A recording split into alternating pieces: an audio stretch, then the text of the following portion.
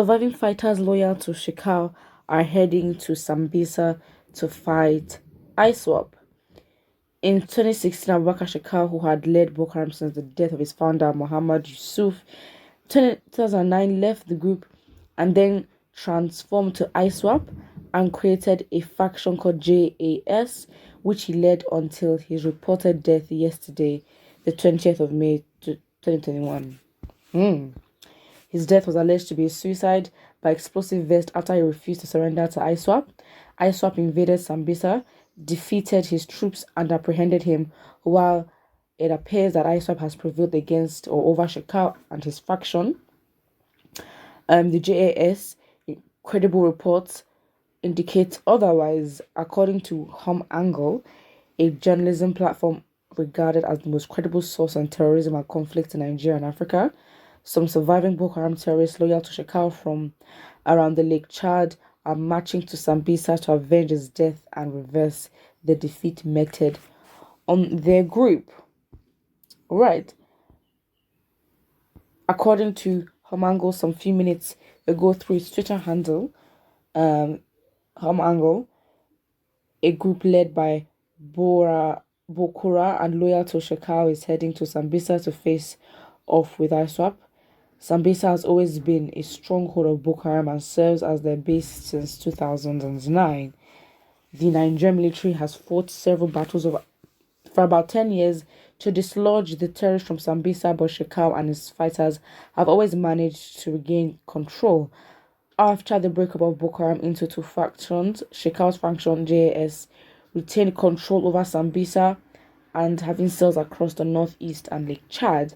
The other factor, ISWAP, the Islamic State West African province, loyal to ISIS, failed Sambisa. It was ISWAP that decided to crush Shekau finally a few days ago. Now they control Sambisa. But with recent information by F1้Hong, the battle for Sambisa is far from over. Shekau surviving fighters are heading to Sambisa for another showdown with ISWAP. Will the Nigerian military stand aside and watch terrorists fight over a territory they fought for 10 years to take, or would take advantage of the hostility between the two terror groups and attack them and reclaim Sambisa for Nigeria? Well, they should. They have to reclaim it. No choice. I don't even know what to say. It's how passionate you can be to take over land that is not yours.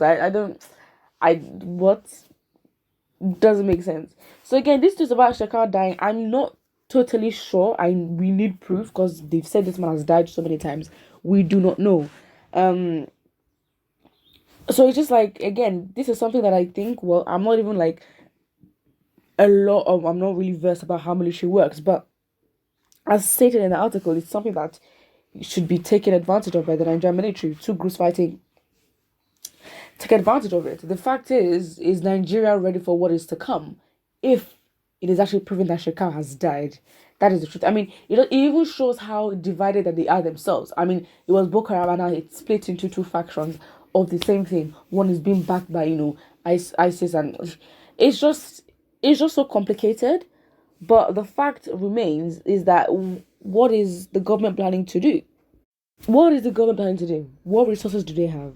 When you spend your years looting, you don't invest into industrialization, or when it even comes to agricultural food now, we don't do that. Because if that is done, then definitely would have a sector that we have where we produce our own arms. We produce so many things and weapons for us to. We don't invest in ourselves.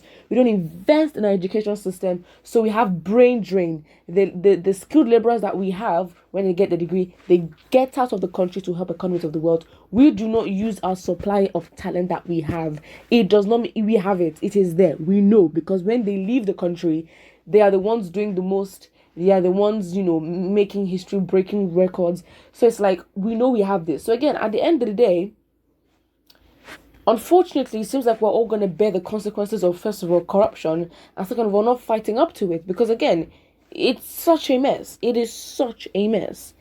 So it's just like, well, what's the plan now? I mean, what change is gonna happen? What plan? What is happening? That's the real question. I mean, to be honest, at this point, the Attorney General, no, the Chief of Army Staff, Atahiru, has just been declared dead. He had a plane crash yesterday around 6 p.m. So now it's now like, okay, fine. Would they link this up? I mean, because again, I'm just worried for the government because, like, can they handle what is coming to them? However, some people may say that, you know what, the country, I mean, the president is still backing, you know, these terrorist organizations, and of course, it shows because they never really put in efforts to like directly fight them. It's always more, oh, let's just put a lot of effort into the southeast and ASN and make it seem like they are the problem of this country, because that's what they're good at doing, gaslighting and deceiving the public. But again, as a government, it's absolutely shambolic. Putting the lives of people at risk doesn't make sense. So again, it's like, where do we stand? We don't even know the insight. I mean, you will never really know what is going on in a government, but we don't even know what the general thing is like. Are they all panicking? Are they all just chilling? Because things are gonna get worse. I mean, 10 years they've been ravaging the north, and 10 years you think is enough to defeat these people. But again, that's not how conflicts work. They go on for a long time. At this point, the world is just messed up at this point, because again, you might try to do something, but then they're gonna be opportunity costs. They're gonna be trade-offs, because nothing can just be done perfectly. You're gonna have to miss something, and sometimes when it comes to cases like this, when it comes to conflict, it is lives that are gone. I mean, just look at the course of history and look at how many people have died from unnecessary deaths, not natural deaths, but unnecessary deaths as a result of pride and greed. Doesn't make sense. Does not make sense. So yeah, it's like the surviving fighters are loyal to Shekau, and they're heading to Sambisa Forest to fight ISWAP. It's just even more shameful that in our own country there's a base, like terrorists have a base that they call their own. We associate that base to them, the Sambisa Forest. What? Like, it's so shameful. But then again, this is our country. Is the government prepared? They loot. They'd be the first ones to fly out. Does not even make sense. What legacy are you leaving for your kids? Because that money will finish. It will finish. And who are you depending on to take care of your future generations to come? Are you gonna put all your money into foreign banks? And you think that it's the lack of intelligence at times. But this is what we're going through in our country, and we are going to have to bear the consequences of a lot of things. And yeah, it's unfortunate, but whenever we're ready. That's it. Because we've been so desensitized to Boko Haram news. I mean, let me not generalize, but because it's been so consistent, and it's something that we generally associate with the North, I just hope that when things are intensifying, well, especially down to the south, we don't underestimate it and be like, oh no, it's nothing, when really it is something. Put what you think about it in the comment section below, and don't forget to like and subscribe.